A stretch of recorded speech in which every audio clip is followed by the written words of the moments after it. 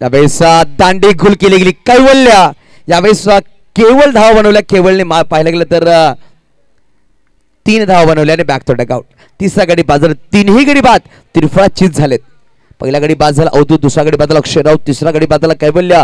नवीन batter मैदानाच्या आतमध्ये पाहू शकाल अंकित आणि अनिकेत असे 2 बॅटर मैदानाच्या आतमध्ये आहेत.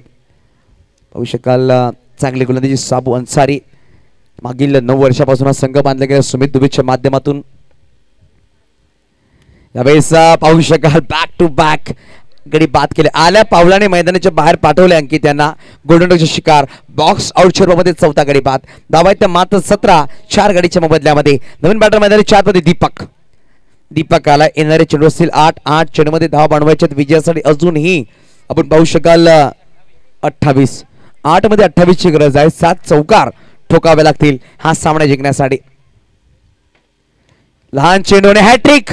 पहिला गोलंदाज सरला या स्पर्धेमध्ये हॅट्रिक केला. तयार झाला पाहिजे साबू अन्सारीसाठी. अप्रतिम गोलंदाजी केली गेली आणि पहिला गोलंदाज सरतोय तो सरपंच चषक 2024 मध्ये हॅट्रिक विकेट घेणारा साबू अन्सारी.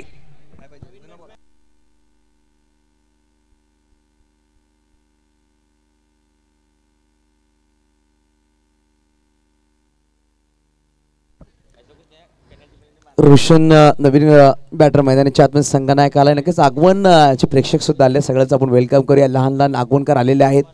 काल आणि परवा दिवशी पाहिलं तर वजेश्वरी मातेच्या जत्रेमध्ये ते गेले होते. आज त्यांचा संघ खेळणार आहे मैदानाच्या आतमध्ये. इंडियन ॲक्शन असणार आहे.